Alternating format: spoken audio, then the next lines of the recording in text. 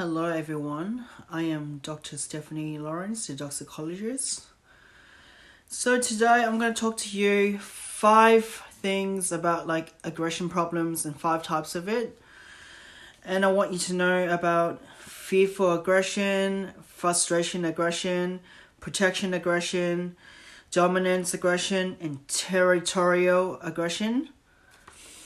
So basically I'm going to start with the fearful aggression. Okay, so let's start with fearful aggression. So basically what happened with the symptom with fear aggression is when a dog is fear around humans or fear around dogs. So I get them a lot from people saying the dog is fear around humans, the dog is fear around dogs. And the reason why the root cause of it is because the dog is insecure. It's like a dog kid that is insecure, or a human kid that is insecure, exactly the same. They get into their bubble and they want to push people away, say, get out of my way, get out of my way. So they use their mouth to bite, to say, get out of my way. So the reason why that happened is because no one has taught them to socialize. So Dogkids have not been socialized. And the dog kid has not been around places. Socialized means being around humans and being around dogs and in the area of the surface of the environment they're in. And also, I feel like the humans nurture the fear. So to say, it's okay. Dogs get scared. We don't want to face the fear. So the dog gets aggressive because the human never taught the dog how to be behaving the human never taught the dog how to behave properly around people or dogs. So that's why fearful aggression happens. And the only way how to fix up a fearful aggression is when the dog faces the fear. Means the dog faces the human, the dog faces the dogs. Okay? So dog kids face dogs and dog kids face humans, which is very important because if they don't face their fear, they will never overcome their fear. It's like you. If you got fear in something and you don't overcome the fear, and just say example, if you're scared of walking past a line and that line is very dangerous and you never overcome it, how can you overcome your fear? It's exactly the same applies to dog kids that are going through that process of going through being fearful of something to not being fear of something because they overcome it. And you also have to discipline them as well when they are not cooperating with you. So you gotta be the pack leader as well, and be assertive in dominance, and showing them how it's done in your energy, because your energy can affect them. If you're very fear, if you're scared, if you're anxious, which is scared, and fear means scared. And if you're even angry or tense, that can cause a problem with them. So you don't want to panic and stress out and panic and say, hey, my dog is biting and lunging, or not lunging. My dog is fear of people, fear of humans, and it attacks humans and it attacks dogs because it's fearful of something. You want to overcome it, okay? So the only way to overcome it is to work on your leadership skills, and also working on how you apply the leash on your dog and everything like that. And also touch correction is really important. If your dog doesn't listen, if you can't correct it with the collar, just say if you're using a slip lead or choke chain, exactly the same, it applies the same, or an e-collar, which does the same job. Okay, so making sure that they face their fear, it makes it really easy for them to go through the process of following through. Because if you don't follow through the correction, discipline, and exercise and discipline, and follow through, they will never learn. So that's why you need to follow through. Okay, so let's just start with frustration aggression. Frustration aggression is when a dog is frustrated and it has all the hormones in its body coming out and bursting into anger, and then it wants to, like, go for humans and go for dogs and bite the dogs and bite for the humans. It's because it has a lot of hormones in itself. It has lack of exercise. Dogs have lack of exercise can develop frustration aggressions. Lack of leadership as well, because the human is too tense on the dog, and the tense energy builds up into the dog, makes it into an aggression problem. Okay, so lack of discipline as well. So the the human is lacking in discipline, doesn't know how to discipline the dog, and doesn't know how to treat the dog in its way to say that you're the boss. The dog kid is the worker. So it's like an opposite, where the dog kid is in charge, where the human is just the follower, means the worker. Okay, so it's like a position where human is follower and dog kid is a controller, means pack leader, means they get into that kind of mode where they just want to be the boss. And the only way to do it, the only way to fix this outburst is to work on the outburst of the problem. So just say if the dog was lunging at a humans, biting a human, or biting a dog, you want to discipline it on the spot. Dogs learn in the moment. So if you can't capture that moment, you will never fix up the problem itself. So the only way to fix the problem up on itself is to discipline it by using an e-collar, or use a leash correction and touch, or using something that works to discipline it. So touch correction can do it. Like I'll show you a touch correction with my hands. Ash! Like that. I'll use a hand, or I can go ash!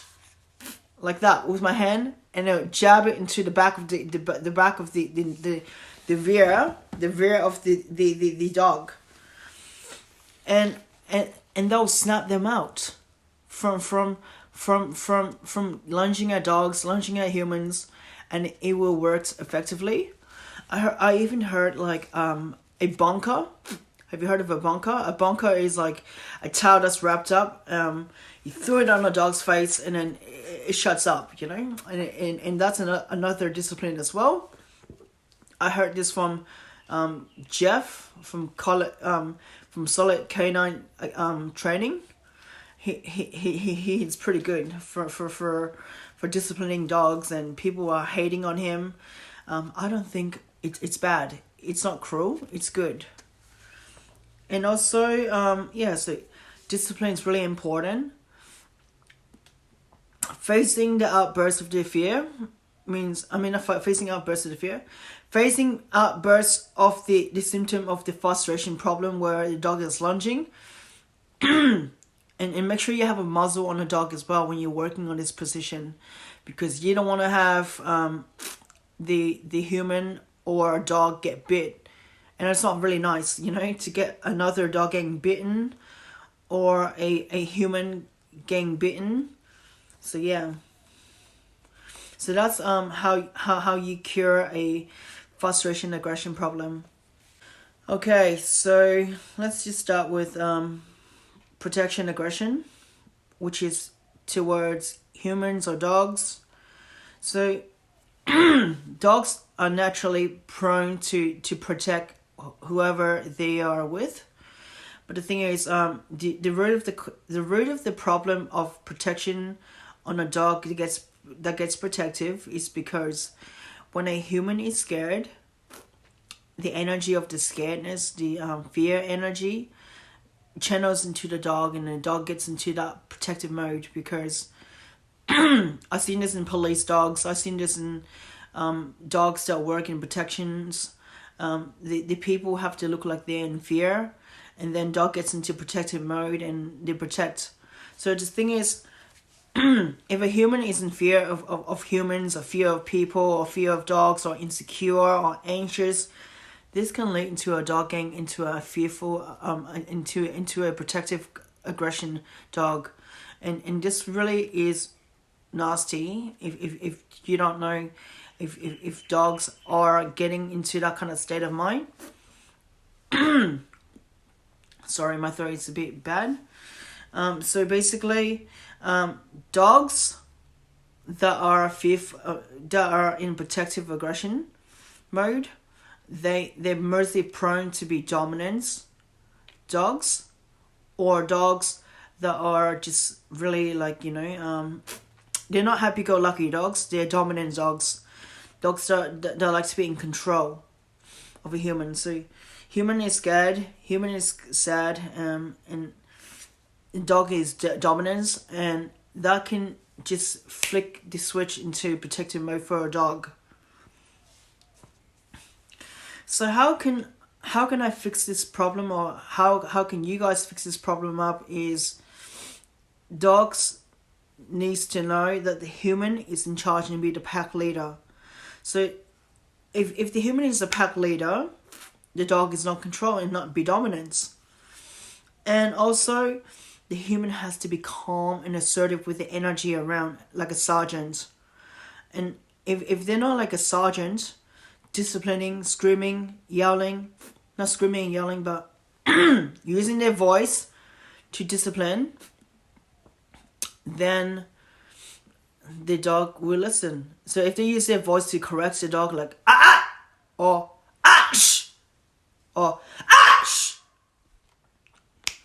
or shh, like that to a dog, then if a human can do this to a dog, means it's discipline, and following through with the leadership means the rules, boundaries, limitations, the exercise, discipline, and affection. If they can follow all 6 of these kind of categories that I put them through, then the dog will not get into protective mode. Only dogs get into protective mode is because only when a human is fear and the dog has the intention to bite, when it gets into protective mode, means it protects the human, or it protects a dog. Or you can see like a dog protects a kid because the kid's in danger, and the kid's energy is in fear mode, and then that's when a dog gets into protective mode. Okay, so the only way how to do it is be the pack leader, and be the pack leader of a human be pack leaders, human be calm and assertive, and it will solve the problem completely. And if you discipline a dog, because if I go to a dog that's protective right now, the energy is from a human. He's been anxious, and if an anxious dog comes with a human, the dog gets anxious and have separation anxiety. Dogs that are depression is when a dog is into protective mode, because it gets into it feels the sadness, it feels the depression, so it gets into the protective mode. So I hope you guys understand. This is protection aggression. Okay, so dominance aggression. Dominance aggression is when a dog is very in control, and it likes being the boss, and it gets into aggression towards humans, because it this is like when a rebellious dog kid that wants to hit their own parents. So basically, a rebellious dog kid wants to hit the parents. What happened is the dog kid is thinking it's the boss, means it's the pack leader. And also, the dog kid is in charge. And also, humans are lacking leaderships. And this is the problem why dominance aggression happens for a reason. And the only way how to fix up a dominance aggression problem is to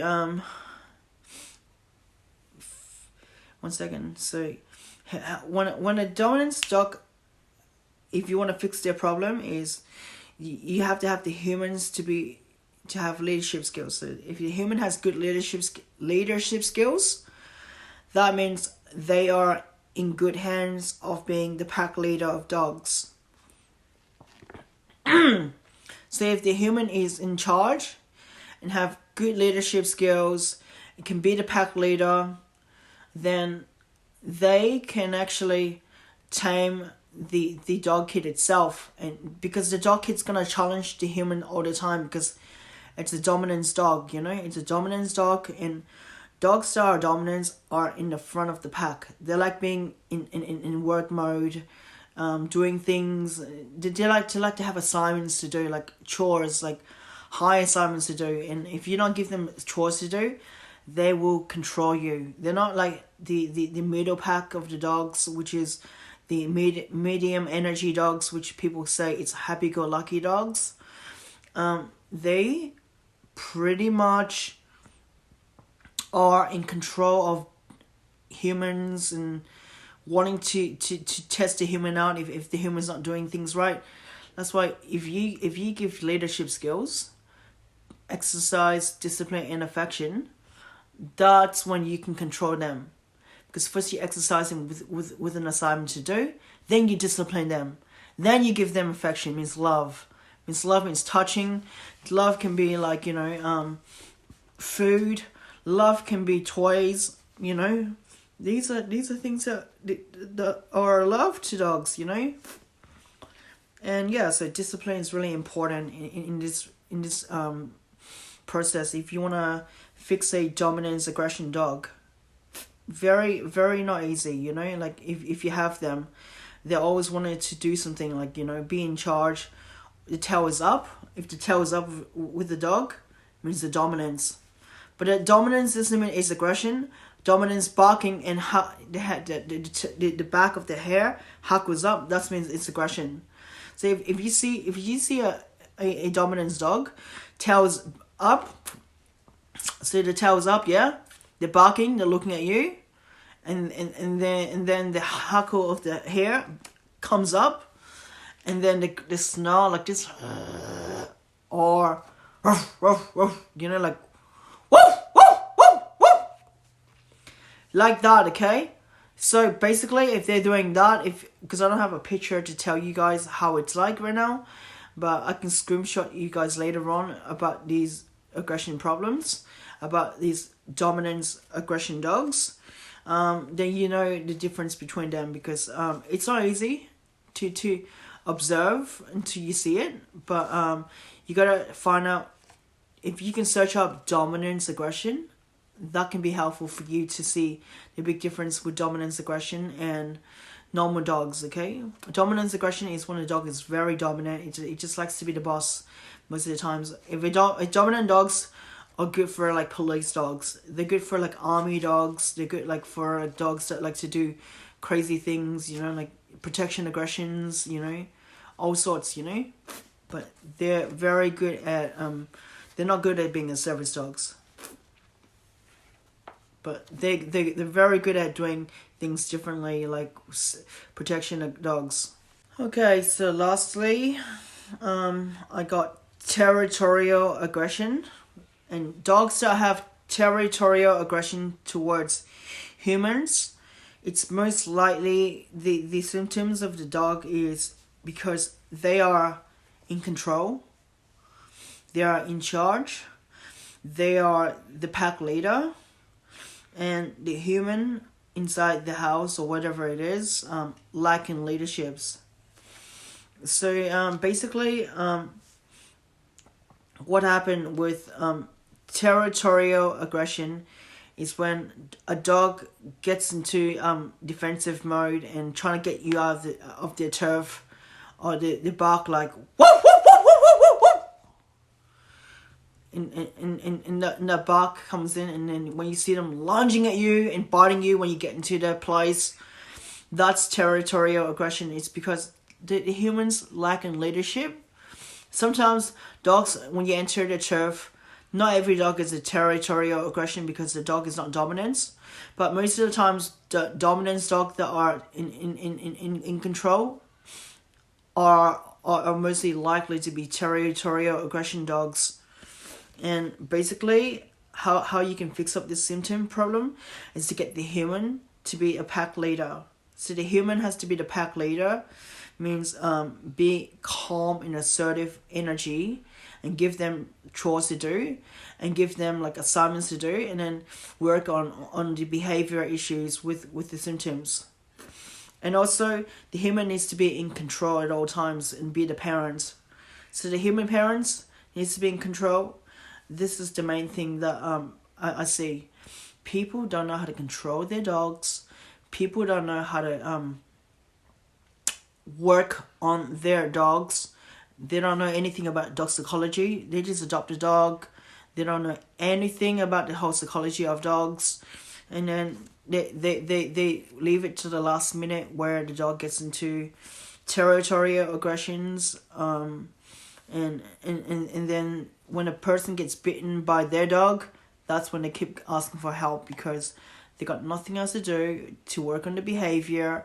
So to prevent this behavior from happening, the human needs to be a pack leader, like I just mentioned just now, and then the human needs to be in control. So if you follow exercise, discipline, and affection, it will work perfectly. And human needs to be assertive like a sergeant. Assertive like a sergeant.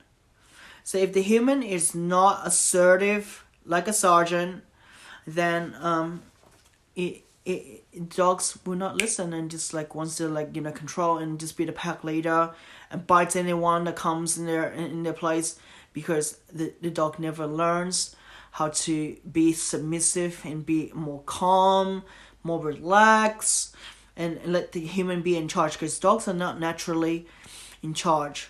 Humans are the bosses. Dogs are animals. They are workers. So that's why human are boss, animals are workers. So dogs are workers. They categorize as workers. So they need to work for humans. Because in the world, the whole pack of dogs, there is always a leader inside the pack. Whoever says dogs are not the pack leader, the dogs are dominance, debunking, that's the myth of bullshit, Dogs are not, debunking with the pack leadership things. That's why leadership is so important. If you don't have leadership in you to be the pack leader, to show them that you are the boss, show them that you are in control, strict up the environment, strict up the boundaries, strict up the limitations, give it boundaries like roles. I mean, give it roles as well, and then give it exercise, discipline, and affection. If you don't follow through these things, then your dog is just gonna go crazy. So these are the rules that I'm applying to you guys and telling you to follow through.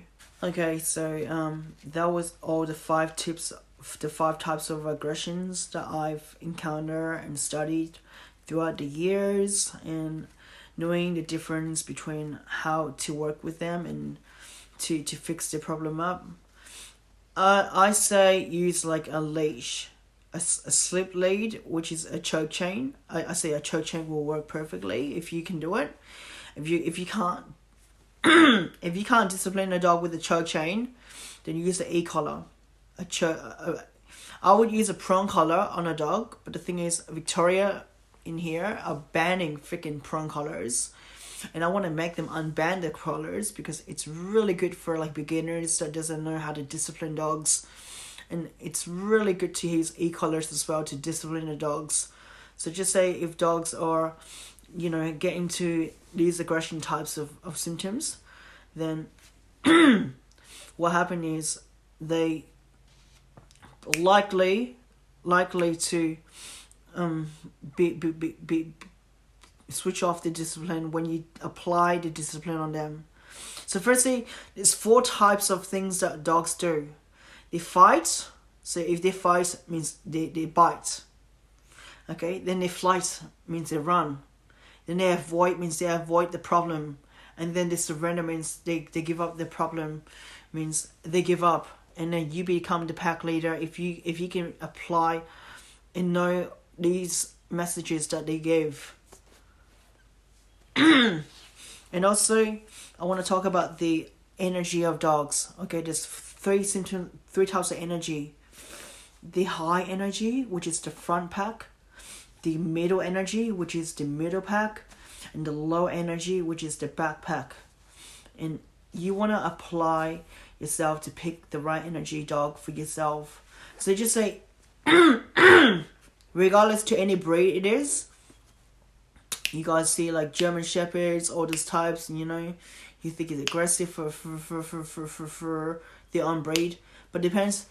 If you pick a low energy German Shepherd, they're not gonna be aggressive. If you pick a high energy German Shepherd, they can be aggressive. Aggressive doesn't mean like it has to be aggressive towards humans or dogs. It depends on how you teach it as well. Like if I teach my dogs like a German Shepherd, a Rottweiler, a Corso, a Pit Bull, what kind of types, Great Danes to be bite dogs, then I'll pick a high energy dog. If I want to have a happy-go-lucky dog that really listens to me and plays with me and be a pet dog, I'll pick the middle pack dog, means the middle energy dog. If I want a dog to just like be more like a person that gives affection to the dog and everything, then I pick the low energy dog. Okay, so basically, not everyone can read energies of dogs. So that's why dogs that have that energy, people don't know energy, yeah? They just know dogs. Yeah, but the thing is, dogs, the language of dogs is energy, sound, and touch. If you don't know the energy, sound, and touch for dogs, then you pretty much don't know how to understand the psychology of dogs. Dogs, they use nose, eyes, and ears. So firstly, they were born with a nose, and then in 15 days later, they have their eyes open to observe things, and then the ears comes last in 21 days later on. So how do dogs see you? They see you by blue and yellow infrared. Okay, so the infrared you see is red and yellow, but they see you in blue and yellow. So pretty much, this is pretty much all I have to tell you and explain to you about aggressive dogs and aggression dogs, because I like to work with aggressive dogs because no one knows how to fix the shit out of them, and I know how to fix the shit out of them. So, come to me. People say I'm abusive, I'm aggressive with dogs. Well, I'm an alpha female. I gotta be very strict with my discipline. So if you don't like it, then I suggest you to understand, to study more about dogs. Thank you. And this is Dr. Stephanie Lawrence speaking, the dog psychologist, and I hope you enjoy your day.